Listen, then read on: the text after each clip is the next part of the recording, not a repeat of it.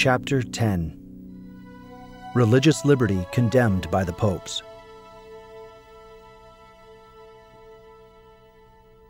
The civil liberty of all these cults propagates the pestilence of indifferentism. Pope Pius IX. I am going to collect in this chapter, at the risk of repeating myself, the texts of the main condemnations of religious liberty in the 19th century, in order that you may see clearly what has been condemned and why the popes have condemned it. Number 1.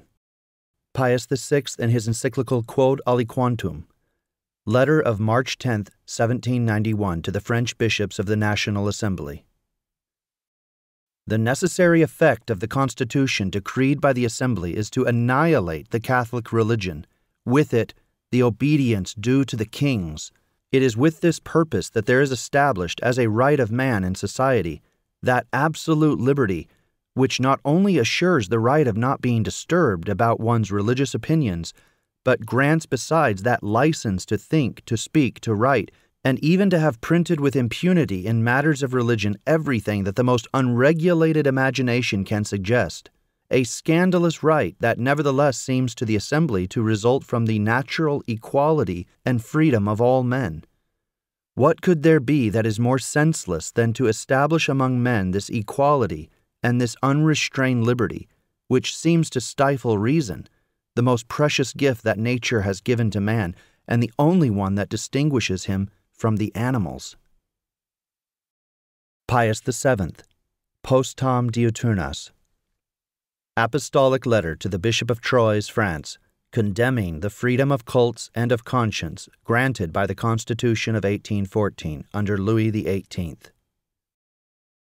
A new source of pain with which our heart is afflicted still more sharply, and which, we acknowledge, causes us an extreme torment, dejection, and anguish, is the 22nd article of the Constitution.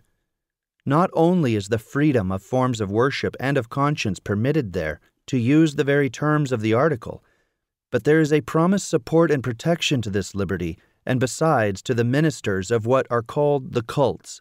There is, to be sure, no need of long discourses, addressing ourselves to such bishops as you, to make you recognize clearly with what a mortal wound the Catholic religion in France finds itself struck by this article, by the fact itself that the liberty of all the cults without distinction is established, truth is intermingled with error, and the holy and immaculate spouse of Christ, the Church, outside of which there can be no salvation, is put into a class with the heretical sects, and even of Jewish faithlessness. Moreover, by promising favor and support to the sects of the heretics and to their ministers, one tolerates and favors not only their persons but also their errors. It is implicitly the disastrous and forever deplorable heresy that St. Augustine mentions in these terms. It affirms that all heretics are on the right path and speak the truth, an absurdity so monstrous that I cannot believe that any sect really professes it. Gregory XVI, Mirari Vos, encyclical of August 15, 1832, condemning the liberalism of Félicité de Lamennais. From this poisoned source of indifferentism is derived that false and absurd maxim, or rather, that delirium, that liberty of conscience must be procured and guaranteed for everyone. This is an error among the most contagious, to which the way is smoothed by this liberty of opinions, absolute and without restraint, which, for the ruin of the Church and the State, goes on spreading itself everywhere, and which certain men, by an excess of impudence, do not fear to represent as advantageous to religion. St. Augustine says, "What death more fatal for souls than the freedom of error?"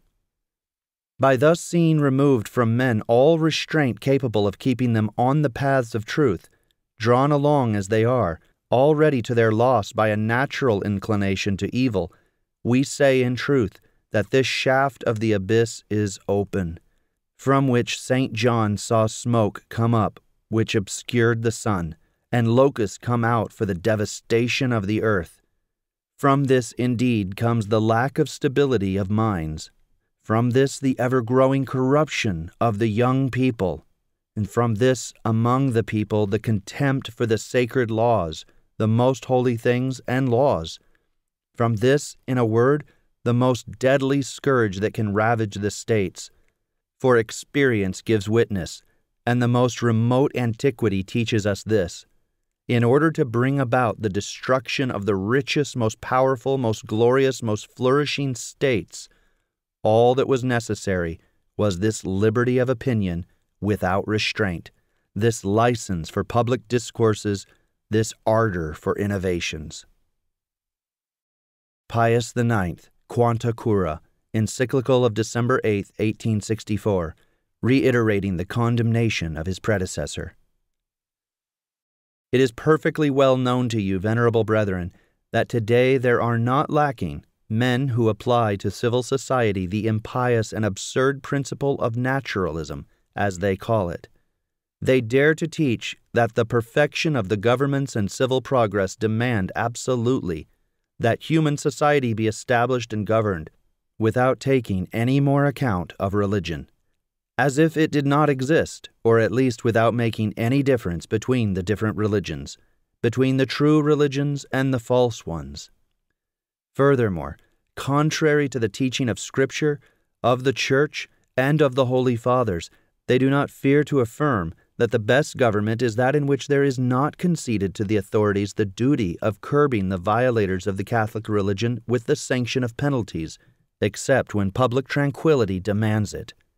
As a consequence of this absolutely false idea of social government, they do not hesitate to favor that erroneous opinion, most fatal to the Catholic Church and to the salvation of souls, which our predecessor of happy memory, Gregory XVI, called a delirium, namely, that the liberty of conscience and of forms of worship is a right proper to every man, that it must be proclaimed in every well-established state, and that the citizens have a right to full freedom to manifest their opinions loudly and publicly, whatever these may be, by word, by printing, or otherwise, without the ecclesiastical or civil authorities being able to limit it.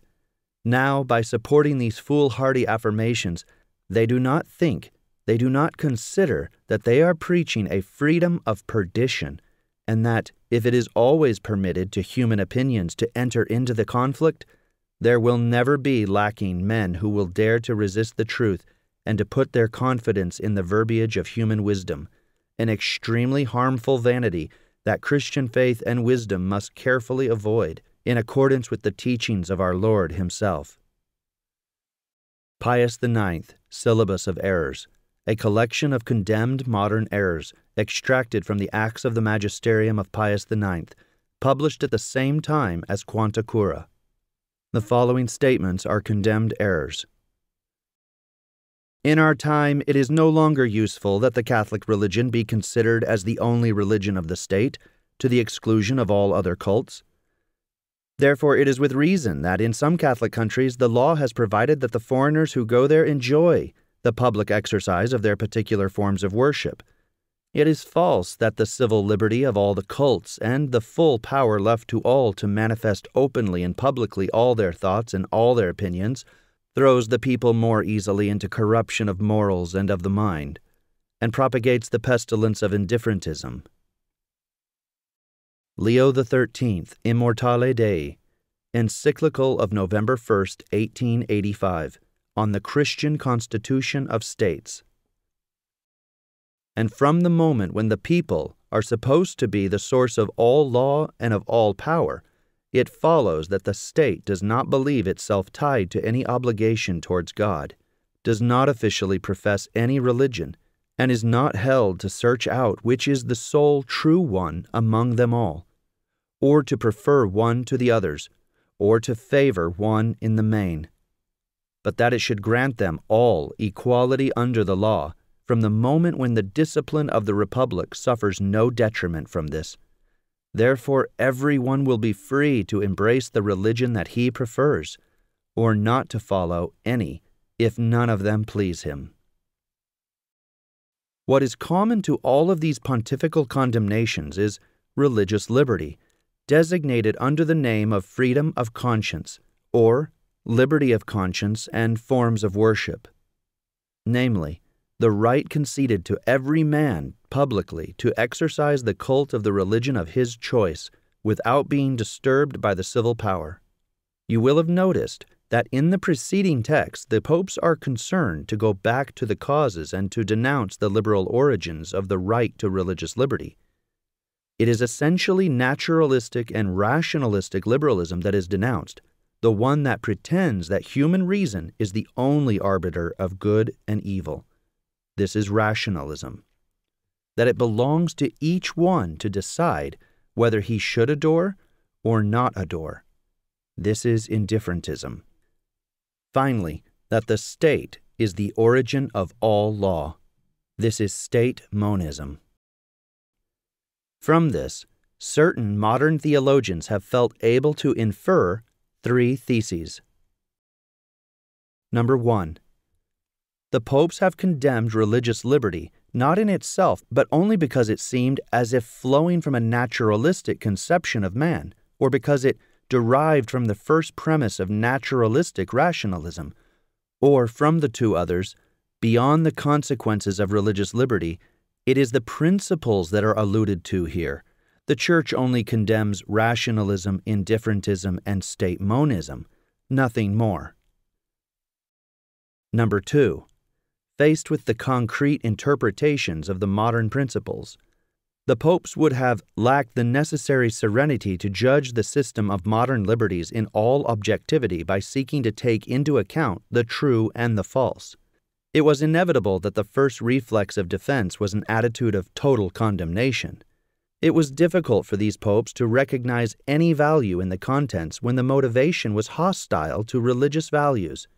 Thus, for a long time, they were not friendly towards the ideal signified by the rights of man, because they did not succeed in recognizing there the remote heritage of the gospel. Number 3.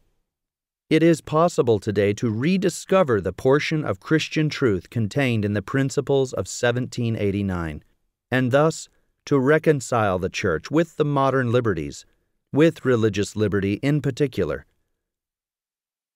Father Congar was the first to trace the line to be followed in this regard. He writes, "To reconcile the Church with a certain modern world could not be done by introducing as such into the Church the ideas of this modern world. This task implied a work in depth, by which the permanent principles of Catholicism take a new development by assimilating, after having decanted, and, if need be, purified, the worthwhile contributions of this modern world." Roger Aubert made himself the faithful echo of this view the following year. Speaking of the collaborators of L'Avenir, Lamennais' Catholic liberal newspaper of the 19th century, he writes, "They had not taken enough care to rethink the principles which, by means of the necessary discernments and purifications, would permit to be assimilated to Christianity the ideas of democracy and of liberty, which, born outside the Church, had been developed in a spirit hostile to Christianity." This work of purification and of assimilation of the principles of 1789, Vatican II affirmed that this was its primary objective. The Council intends above all to judge by this light of faith the most prized values for our contemporaries, the rights of man, liberty, tolerance, and to join them to their divine source. For these values, to the extent in which they proceed from the human character, which is a gift from God, are indeed good. But it is not rare that the corruption of the human heart turns them away from the required order. This is why they need to be purified. This is indeed what the Council brought to reality. Cardinal Ratzinger tells us, "The problem in the 1960s was to acquire the best expressed values of 2 centuries of liberal culture. They are, in fact, values which, even if they are born outside the Church, can find their place, purified and corrected, in its vision of the world. This is what has been done." I have wished to quote for you all these texts which show the overwhelming consensus of all those theologians who prepared, brought about, and carried out the council. Now these affirmations, which go so far as literally to repeat themselves from one to another, are only an appalling imposture. To state that the popes did not see what there is of true Christianity in the principles of 1789. This is dramatic. Let us see it a little closer. First, to be sure, the popes have condemned rationalism, indifferentism of the individual, and state monism. They have not merely condemned these, they have quite condemned the modern liberties in themselves. But it is for what it really means that religious liberty is condemned, and not by reason of its historic motivations of the age. For, to take only one example, the liberalism of Lamennais, condemned by Gregory XVI, is not the absolute and atheistic liberalism of the philosophers of the 18th century, who were condemned by Leo XIII in Immortale Dei. And yet all those liberals, whatever were their sometimes very diverse principles or their nuances, insisted on the same religious liberty. What is common to all the liberal philosophies is the claiming of the right not to be disturbed by the civil authority in the public exercise of the religion of their choice. Their common denominator, as Cardinal Biow puts it, is the liberation from all restraint in religious matters. The popes have condemned this, as I am going to show you momentarily. Second, it is an impiety and an injustice towards the popes to say to them, "You have wrapped up in the same condemnation the false principles of liberalism and the good liberties that it proposes. You have committed a historical error." It is not the popes who have made an historical error, or who were prisoners of historical circumstances. It is rather the theologians who are imbued with a historicist prejudice, even if they deny it. However, it suffices to read the historical exposés of Roger Aubert and John Courtney Murray on religious liberty to establish that they systematically relativize the statements of the magisterium of the popes of the 19th century, according to a principle that can be expressed thus. Every doctrinal pronouncement of the magisterium is strictly relative to its historical context, in such a way that if the context changes, the doctrine can change. I do not need to tell you how much this relativism and this doctrinal evolutionism are opposed to the stability of the Rock of Peter in the midst of human fluctuations, and permanently contrary to the immutable truth which is our Lord Jesus Christ. These theologians, in fact, are not theologians or even good historians. They have no idea of the truth or of a permanent doctrine of the Church. Above all, in social and political matters, they lose their way in their erudition and are prisoners of their own systems of interpretation. Pius XII was right to condemn their weathercock theology under the name of historicism. He writes, "To that there is added a false historicism which, devoting itself to the bare events of human life, overthrows the foundations of all truth and all absolute law, in that which concerns as much the philosophy as the Christian dogmas themselves." Third, as for reconciling the Church with the new liberties, this will be in actual fact the effort of Vatican II, in Gaudium et Spes, and in the Declaration on Religious Liberty. I will come back to this attempt to marry the Church to the Revolution, an attempt doomed to failure. For the moment, here are the true, immediate, and concrete motives for the condemnation of religious liberty by the popes of the 19th century. Motives that are always valid, as we can judge. It is absurd, impious, and leads the people to religious indifferentism. I take up again the very words of the popes. Absurd. Religious liberty is this, because it grants the same rights to truth and to error, to the true religion and to the heretical sects. Now, as Leo XIII says, right is a moral faculty, and as we have said, and as cannot be repeated too often, It would be absurd to believe that it belongs naturally and without distinction or discernment to both the truth and the lie, to good and to evil. Blasphemous. Religious liberty is this also, because it concedes to all religions equality under the law and puts the holy and immaculate spouse of Christ on the level of the heretical sects and even of Jewish faithlessness. Furthermore, it implies the religious indifferentism of the state, which is equivalent to atheism. That which is the legal impiety of societies, the forced apostasy of the nations, the rejection of the social royalty of our Lord Jesus Christ, the negation of the public law of the Church, its elimination from society or its subjugation to the state. And finally, it leads the people to religious indifference, as the syllabus declares in condemning Proposition 77. This is evident. If now in these times the conciliar church and the majority of Catholics are coming to see the ways of salvation in all religions, it is because this venom of indifferentism has been administered to them, in France and elsewhere, by almost 2 centuries of this diet of religious liberty.